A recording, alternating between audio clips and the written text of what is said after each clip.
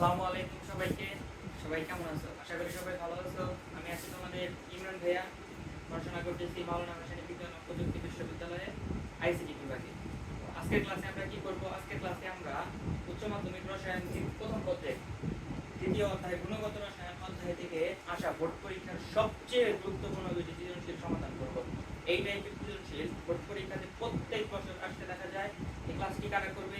এই ক্লাসটি করবে হলো যাদের কয়েকদিন পরেই বোর্ড পরীক্ষা, আগে কিছু তেমন কিছু পড়া হয় নাই, একদম শেষে কিছু চমৎকারের আশায় আছি যে চমৎকারগুলো নিয়ে অন্তত যেন পরীক্ষায় পাশ করে আসতে পারি, তাদের জন্য ক্লাসটি খুবই গুরুত্বপূর্ণ।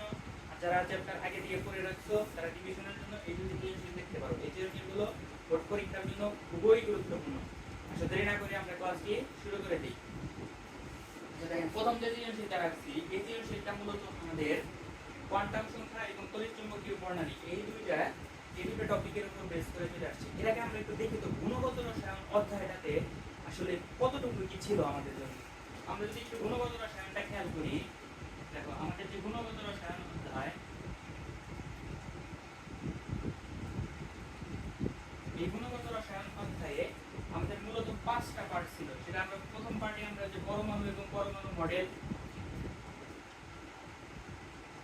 পরমাণু ও পরমাণু মডেল, যেখানে আমরা রাদারফোর্ড এবং বোর পরমাণু মডেল নিয়ে আলোচনা করছি। মডেল প্লাস এখানে আমাদের বোর তরঙ্গ তত্ত্ব রিলেটেড কিছু প্রবলেমও ছিল, প্লাস বোর তরঙ্গ তত্ত্ব।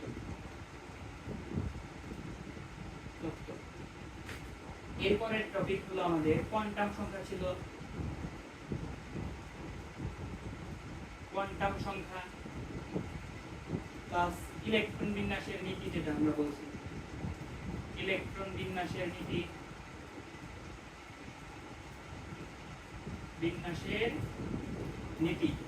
ইলেকট্রন বিন্যাসের নীতির মধ্যে আমাদের কি কি ছিল? আমাদের ছিল আউটবাউ নীতি, কুন্ডের নীতি, পলিবর্জন নীতি, এগুলো। এরপরের টপিক আমাদের ছিল, যদি আমরা কি মোটা দাগে ভাগ করি, তড়িৎচুম্বকীয় বর্ণালী।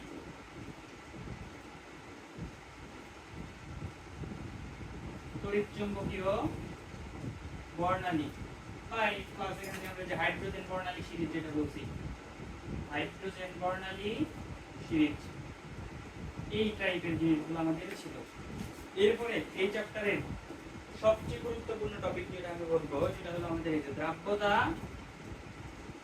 এবং দ্রাব্যতার গুণফল।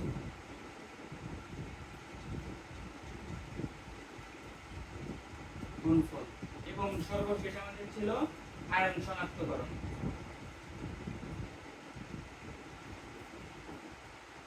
আয়ন শনাক্তকরণ এই হলো আমাদের গুণগত রসায়নের আর কি বলতে পারবো একদম শর্ট চ্যাপ্টার ম্যাপ। এই 5টা ভাগে আমাদের চ্যাপ্টারটাকে সাজানো হয়েছে, যেখান থেকে দ্রাব্যতা থেকে মানে দেখা গেছে যে প্রত্যেক বছর একটা ইন্ডিভিজুয়াল একটা সৃজনশীল আসে এবং তড়িৎচুম্বকীয় বর্ণালী, কোয়ান্টাম সংখ্যা এগুলো মিলিয়ে, ইলেকট্রন বিন্যাসের নীতি এগুলো মিলিয়ে একটা সৃজনশীল হতে দেখা যায়।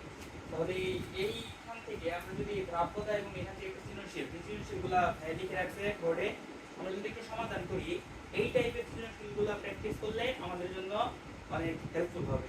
আচ্ছা, আমরা 1 নম্বর সৃজনশীলটা দিয়ে শুরু করি। আর ক্লাস শুরুর আগে বলে নিই, ক্লাসে আমি যতটুকু লিখবো ততটুকু অবশ্যই আপনাদের খাতায় লিখতে হবে। যারা এখনো খাতা কলম নিয়ে বসেন নাই, খাতা কলম নিয়ে ক্লাসে ক্লাস করতে বসেন।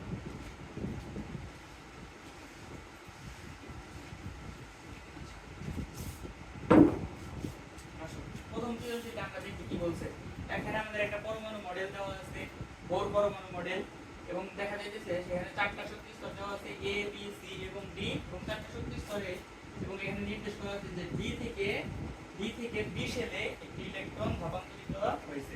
আচ্ছা, দেখি কোশ্চেনে আমাদের কি বলছে। ছোট নাম্বার কোশ্চেনে বলছে উদ্দীপকের সর্বশেষ শক্তি স্তরে মোট ইলেকট্রন ধারণ ক্ষমতা কোয়ান্টাম সংখ্যার মান নির্ণয় করব, হিসাব করো। এই যে প্রশ্নটা আমরা দেখি। এরপর বড় কথা কি বলছে, উদ্দীপকের ইলেকট্রনটি বি শেলে ধাপান্তরিত হলে নির্গত রশ্মি তরঙ্গ দৈর্ঘ্য কিরূপ হবে বিশ্লেষণ করো। আসো আমরা বড় নাম্বার প্রশ্নটা আগে একটু সমাধান করি। দেখেন, এই যে ইলেকট্রন ধাপান্তরিত, এটা আমাদের কি তড়িৎচুম্বকীয় বর্ণালীর অংশ, বা আমরা যে এটা বলছি হাইড্রোজেন বর্ণালী সিরিজ রিডবার্গ সমীকরণ দিয়ে যে ম্যাথগুলো আছে সেটা আমাদের সকলের রিডবার্গ সমীকরণ জানা থাকার কথা। তাহলে আসেন এই প্রশ্নটা আগে আমরা সমাধান করব।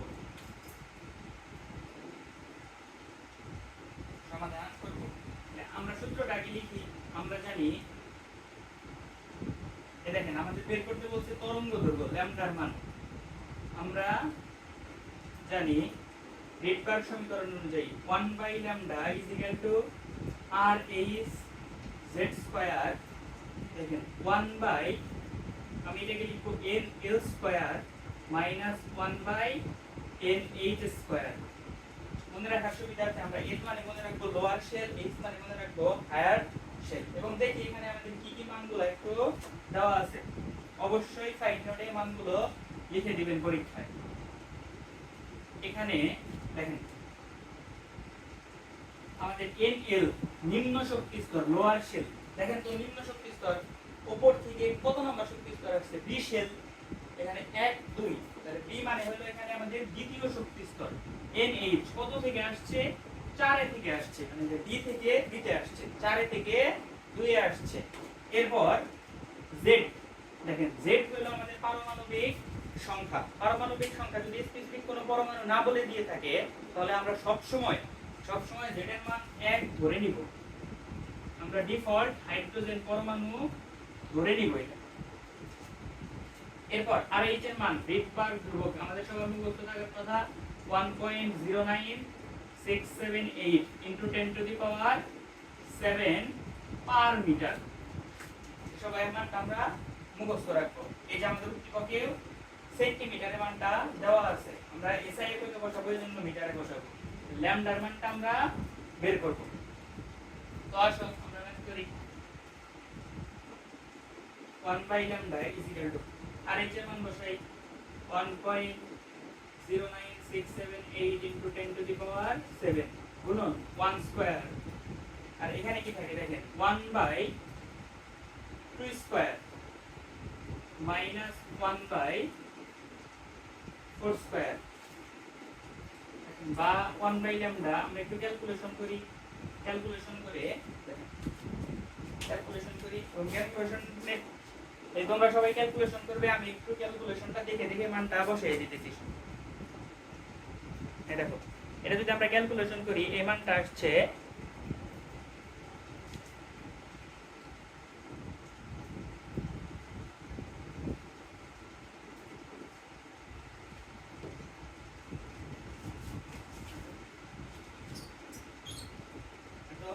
বা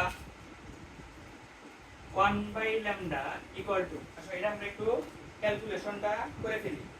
কি আছে আমাদের 1.09678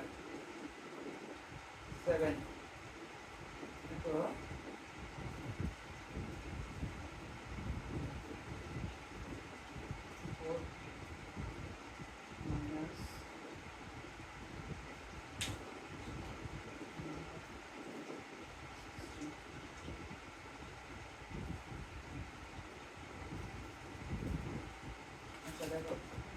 এই মানটা বের হয়েছে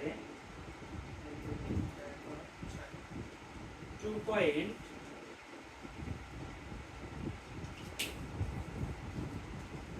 আমাদের এই মানটা বের হয়েছে 2.05646 into 10⁶ into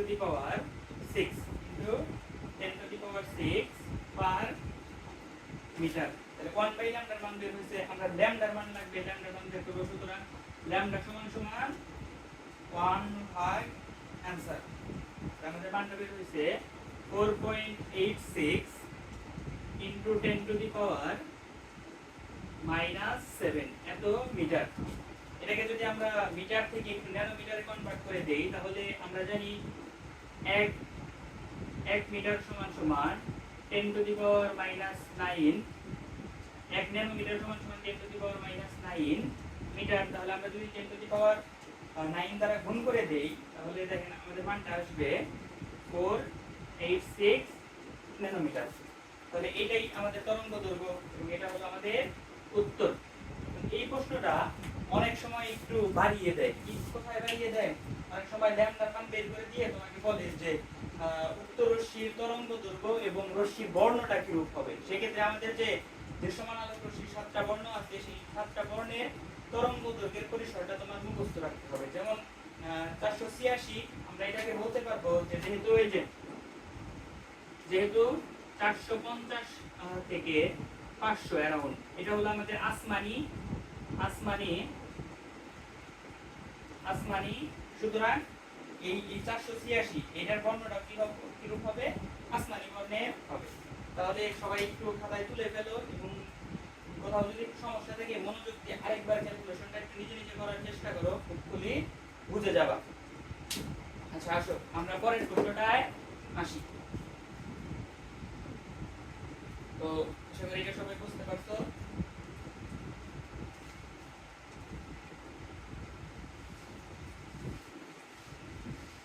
এই টাইপের ম্যাথগুলো কিন্তু রিভার্সনের কারণ দিয়ে খুবই গুরুত্বপূর্ণ হবে করবা। আচ্ছা এই প্রশ্নটা আমরা মুছে দিই।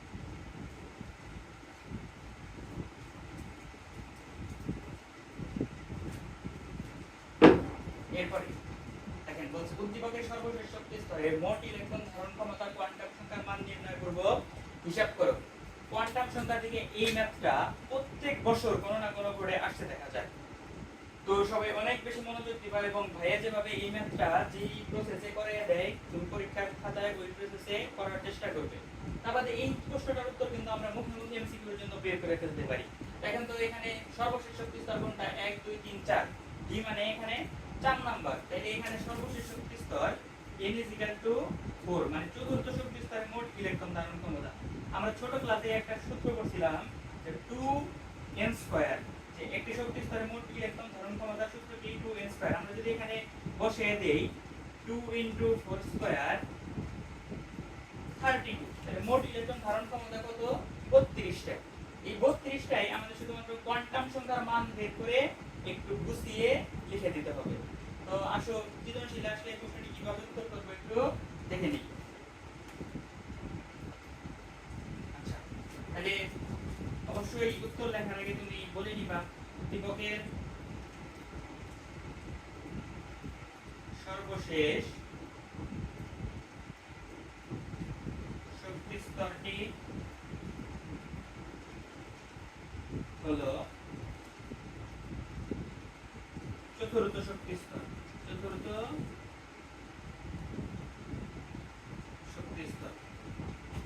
শক্তি স্তরে মোট ইলেকট্রন ধারণ ক্ষমতা কোয়ান্টাম সংখ্যার মান নির্ণয় করব। এখানে কোয়ান্টাম সংখ্যা বলতে আমাদের ইম্পর্টেন্ট হলো n m। দেখো অনেক প্রশ্নে তোমাকে বলবে ছোট হাতের l এবং m, যেটাকে আমরা বলি সহকারী কোয়ান্টাম সংখ্যা এবং ম্যাগনেটিক কোয়ান্টাম সংখ্যা। ঘূর্ণন কোয়ান্টাম সংখ্যার মান নির্ণয় করব, হিসাব করো। তাহলে এই কথাটা লিখবা যে চতুর্থ শক্তি স্তরে মোট ইলেকট্রন ধারণ ক্ষমতা কোয়ান্টাম সংখ্যার মান নির্ণয় করব, হিসাব করা হলো। এটা ছকের মাধ্যমে আমরা এই প্রশ্নটা উত্তর করব। আসলে ছকটা আমরা একটু আঁকায় দিই।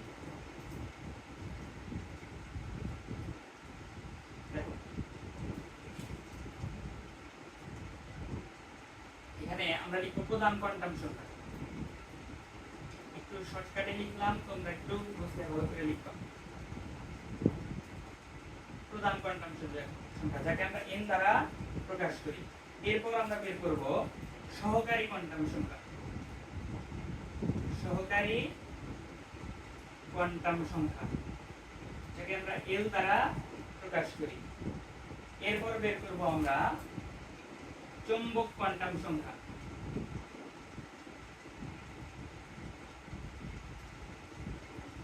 চৌম্বক কোয়ান্টাম সংখ্যা চৌম্বক কোয়ান্টাম সংখ্যা যেটাকে আমরা m দ্বারা প্রকাশ করি। এরপর আসো আমরা বের করব অরবিটাল সংখ্যা।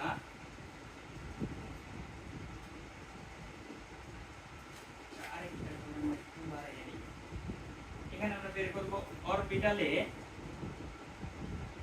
অরবিটালে ইলেকট্রন সংখ্যা, আর এখানে হলো আমরা বের করব মোট ইলেকট্রন সংখ্যা।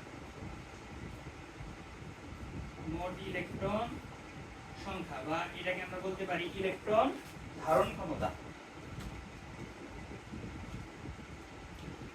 আচ্ছা, এখন আসেন প্রধান কোয়ান্টাম সংখ্যা। প্রধান কোয়ান্টাম সংখ্যা আমাদের কি শক্তি স্তর নির্দেশ করে। কত নাম্বার শক্তি স্তর? 4 নাম্বার শক্তি স্তর। এখন দেখেন এই আমরা বাকি মানগুলা n এর মানের উপর দেখেন n এর মানের উপর নির্ভর করে আমাদের l এর মান হবে। আমরা বলছিলাম যে l এর মান হয় হলো 0 সহ n - 1 পর্যন্ত। তাহলে n এর মান যেহেতু 4, তাহলে l এর মান হবে 0 1 2 3 0 1 2 3। তাহলে এই মানগুলোর জন্য আমরা l এর মান 0 1 দেখেন কি হবে 0 1 2 3। n এর মান 4 এর জন্য l এর মান আমাদের এই চারটা পসিবল। আচ্ছা, এরপর আসেন আমরা একটা একটা করে কমপ্লিট করি। l এর মান 0 হলে m এর মান দেখেন কি হয়। m এর মানের সূত্র কি ছিল? m এর মান সূত্র ছিল 0 সহ -l থেকে +l পর্যন্ত। -l থেকে +l পর্যন্ত। দেখেন তো 0 হইলে -0 থেকে +0 আসলে l এর মান 0 হইলে m এর মান 0 ব্যতীত আর কিছু হওয়া সম্ভব নয়। এরপর দেখেন m এর মান যদি l এর মান যদি 1 হয় তাহলে m এর মান কি হবে? -1 থেকে +1 পর্যন্ত 0 সহ। এটা আমরা একটু বুঝে লিখি -1 0 +1 এই তিনটা সম্পর্ক। তো কিভাবে বাকিগুলো আমরা লিখতে পারি? -2 -1 0 +1 +2। এভাবে আমরা 3 এর জন্য কি হবে?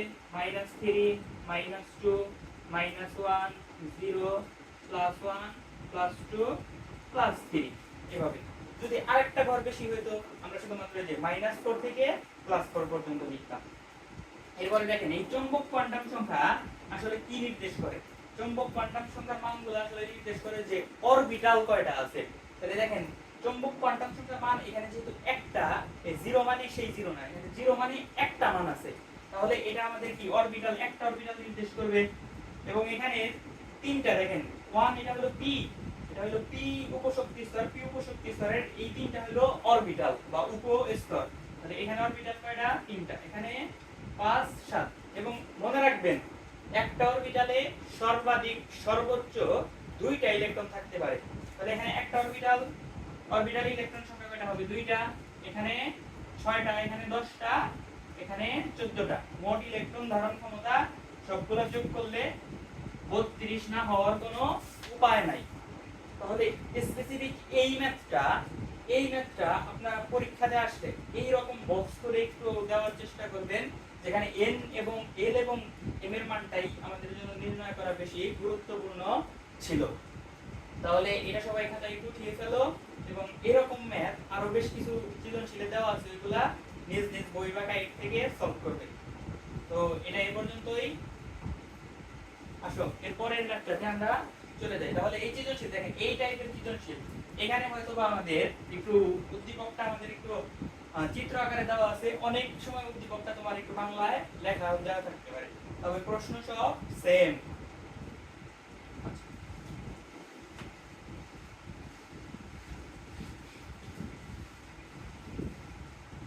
এরপরে আসো 2 নাম্বার সৃজনশীলটা দেখেন। দ্রাব্যতা পাঠটা গুণগত রসায়নের জন্য খুবই গুরুত্বপূর্ণ একটা পাঠ।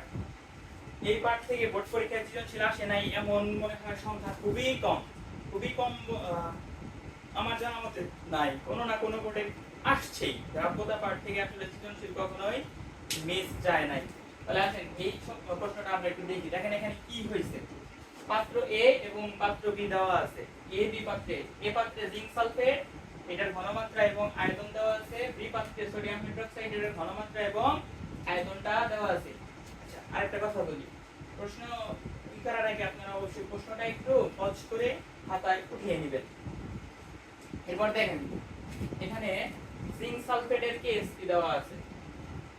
জিঙ্ক সালফেটের কেএসপি, এই প্রশ্নটা মনে হয় একটু কি হওয়ার কথা, এখানে জিঙ্ক সালফেট না, এটা জিঙ্ক হাইড্রোক্সাইডের কেএসপি দেওয়া আছে। জিঙ্ক হাইড্রোক্সাইডের কেএসপি দেওয়া আছে আমাদের কাছে। তাহলে এখন দেখেন আমাদের ছোট নাম্বার প্রশ্ন হয়েছে, চাইছে এ পাত্রের যৌগের দ্রাব্যতা গুণফল নির্ণয় করো। তাহলে এই পাত্রে আমাদের কি আছে? জিঙ্ক সালফেট, এটার দ্রাব্যতা গুণফল নির্ণয় করতে বলছে। তারপর বড় নাম্বার প্রশ্নটা এই অদক্ষেপ করবে কি না, পদক্ষেপ করবে কিনা মিশ্রণের, এই টাইপের সৃজনশীল একদম 3 স্টার। সবাই খুবই মনোযোগ দিয়ে সৃজনশীলটি দেখবেন। এরপর আমি এই প্রশ্নটায় দেখেন ছোট বড় করে সৃজনশীল আসছে, আমি এটা একটু ছোট করে লেস লাগিয়ে দিছি।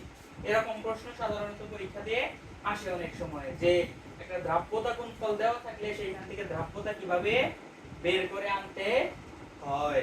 আচ্ছা, আমরা এই ম্যাথটাকে একটু ছোট করে সমাধান করি, যে এটার দ্রাব্যতা গুণফল দেওয়া আছে, আমাদের দ্রাব্যতা বের করতে বলছে। তাহলে আমরা প্রথমেই উত্তরে লিখব জিঙ্ক হাইড্রোক্সাইড জলীয় দ্রবণে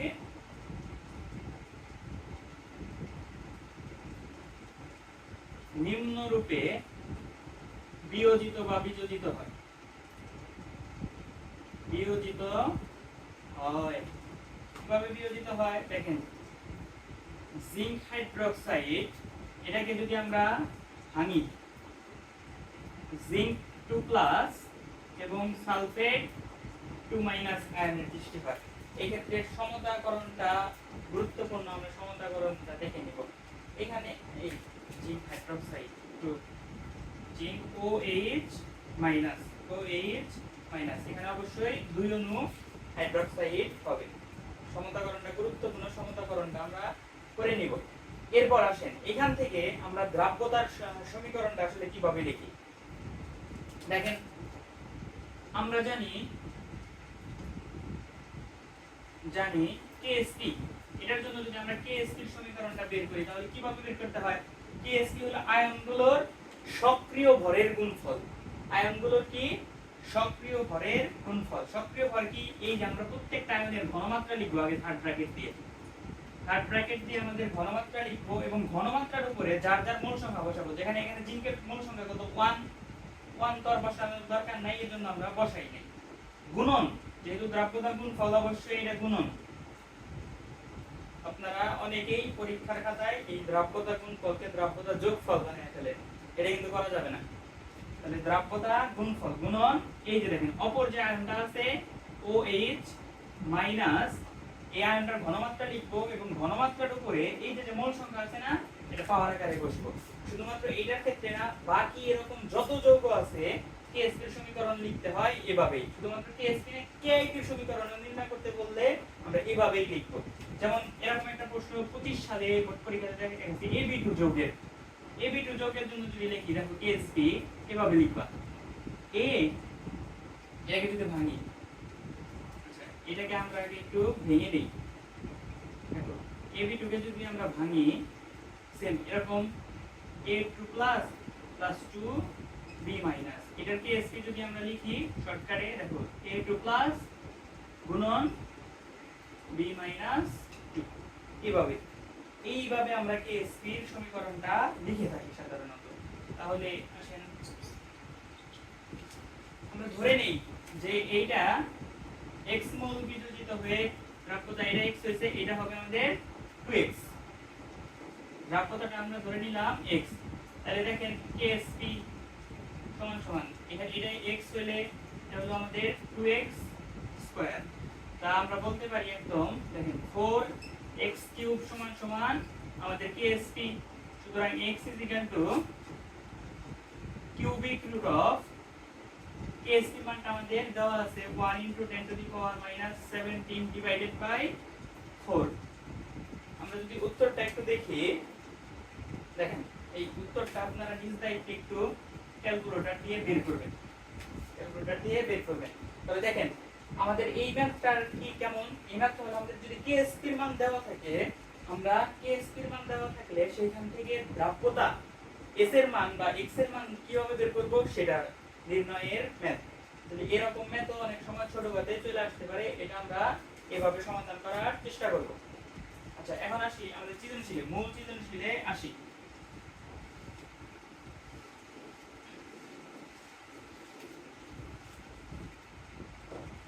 দেখো মূল সৃজনশীলটা আমাদের কি বলছে, এ পাত্রের যৌগের দ্রাব্যতা গুণফল নির্ণয় করো।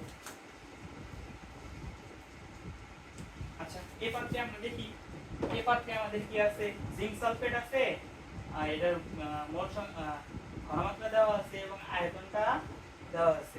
এর দ্রাব্যতা গুণফল বের করতে বলছে। আচ্ছা আসেন আমরা সেম একই ভাবে এটা লিখি, জিঙ্ক সালফেট জলীয় দ্রবণে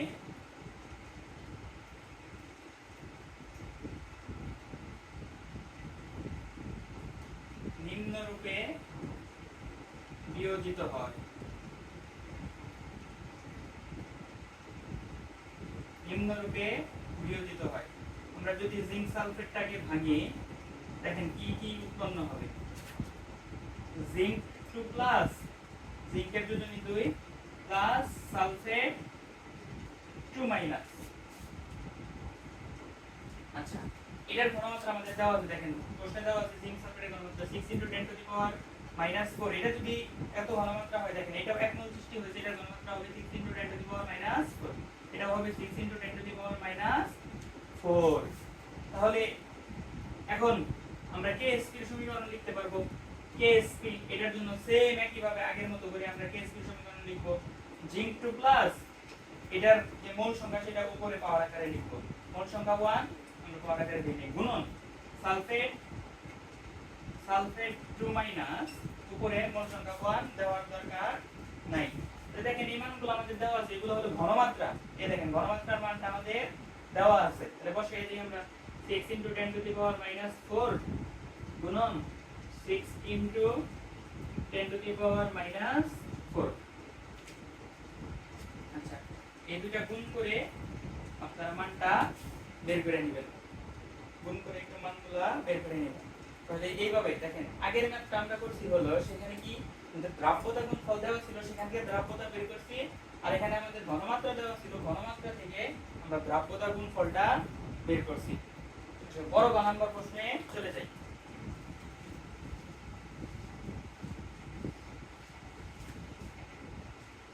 বড় গ নাম্বার প্রশ্নটা আমাদের কি বলছে, A + B মিশ্রণের ফলে অদক্ষেপের সৃষ্টি হবে কিনা গাণিতিকভাবে বিশ্লেষণ করো। আচ্ছা, অদক্ষেপের শর্ত আমরা কি কি করছিলাম বলেন তো, এটা একটু ইম্পর্টেন্ট। অদক্ষেপ শর্ত কি ছিল? পদক্ষেপের শর্ত, পদক্ষেপ করার জন্য অবশ্যই কেএসপির মানটা কেআইপির মানের থেকে ছোট হতে হবে, মানে কেআইপির মানটা বড় হইতে হবে। আমরা জানতাম না, তিনটা জিনিস আমাদের জন্য ছিল। কেএসপি সমান যদি কেআইপি হয়, এটাকে আমরা বলতাম সম্পৃক্ত দ্রবণ। সম্পৃক্ত দ্রবণ এরকম যদি হইতো, কেএসপির মানটা কেআইপির থেকে বড়, এটাকে আমরা বলতাম অসম্পৃক্ত দ্রবণ। অসম্পৃক্ত দ্রবণ দেখেন। আর কেএসপির মানটা যদি কেআইপির থেকে ছোট হয়, এটাকে আমরা বলতাম অতিরিক্ত দ্রবণ। এবং দেখেন অসম্পৃক্ত দ্রবণ হইলে এখানে আমরা কি দ্রব যোগ করতে পারি, আর অতিরিক্ত দ্রবণ হইলে সেখানে এই যে দ্রবটা অদক্ষেপ করে, অতিরিক্ত দ্রবণেই আমাদের কি হয়, অদক্ষেপের সৃষ্টি হয়, অদক্ষেপ করে। আর অসম্পৃক্ত দ্রবণ হইলে আমরা কি বলতে পারবো, সেখানে আরো দ্রব যোগ করা যাবে। আচ্ছা, এখন আসেন আমরা এই ম্যাথটা সমাধান করি। এই ম্যাথটা সমাধান করার জন্য আমরা এ এবং বি পাত্রের আগে বিক্রিয়া ঘটাবো। তাইলে এটা আসলে আমরা দেখি, এ প্লাস বি পাত্রে মিশ্রণের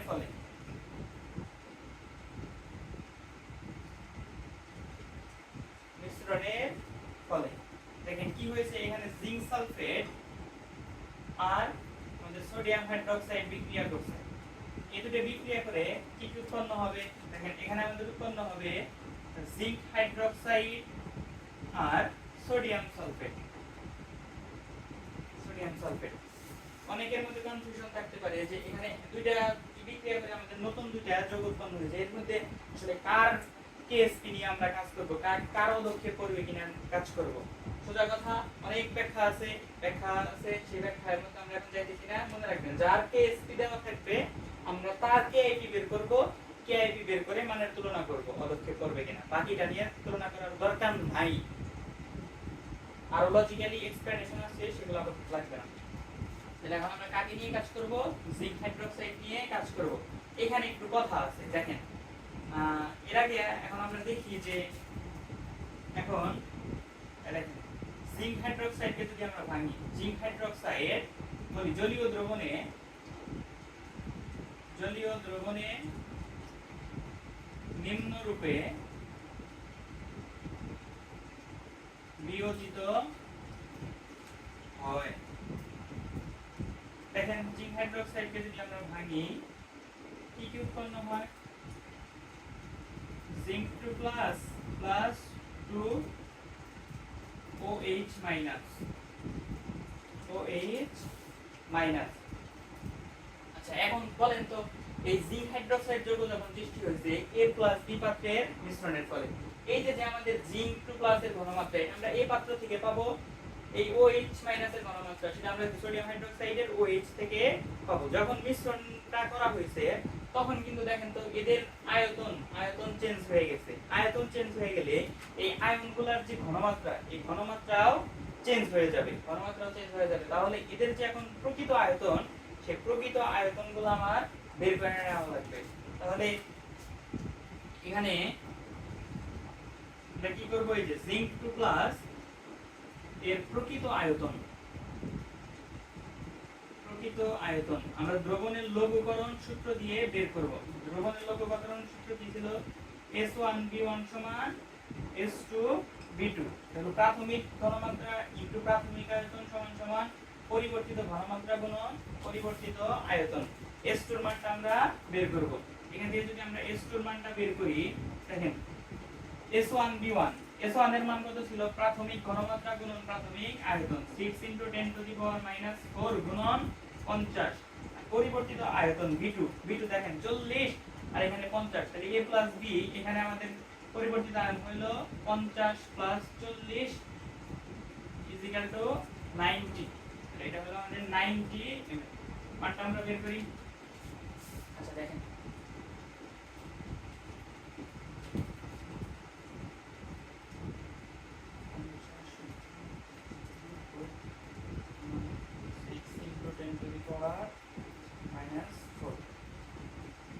এখান থেকে আমরা এটার প্রকৃত ঘনমাত্রা পাইছি 3.33 ×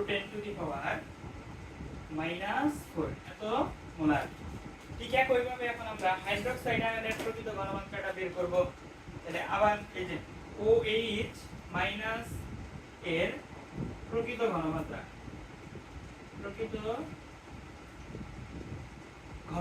এটা বের করব। এটার ক্ষেত্রে আমরা S2 বের করি। দেখেন কি হবে? S1V1 divided by V2। এটার ক্ষেত্রে S1 এর মান হলো আমাদের দেখেন প্রাথমিক ঘনমাত্রা 0.05 গুণন 40 ডিভাইডেড বাই 90। আমরা মানটা বের করি।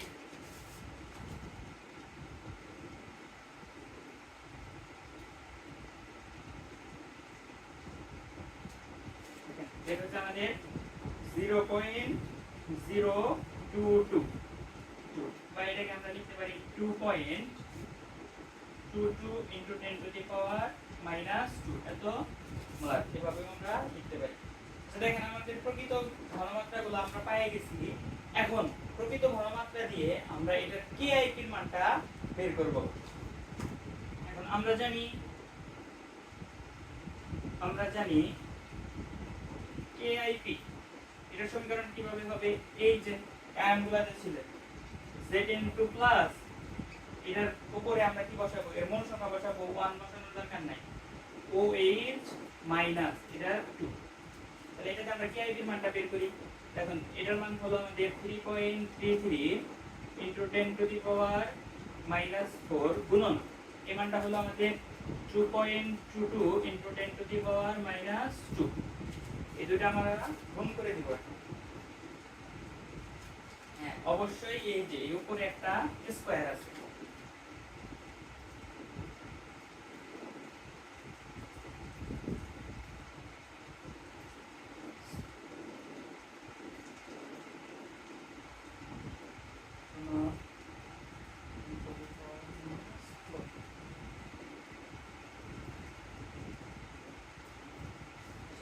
মানটা আমাদের বের হয়েছে 1.64 into 10 to the power -7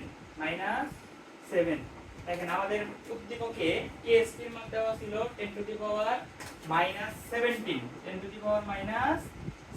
আর এখানে বের হয়েছে 10 to the power -7 এই দুটো মানের মধ্যে যদি আমরা কম্পেয়ার করি তাহলে অবশ্যই যেহেতু KIP এর মানটা বড় KSP বড় মানে অনেক বড় এখানে আমাদের KIP এর মানটা অনেক বড় সুতরাং অবশ্যই অদক্ষেপের সৃষ্টি হবে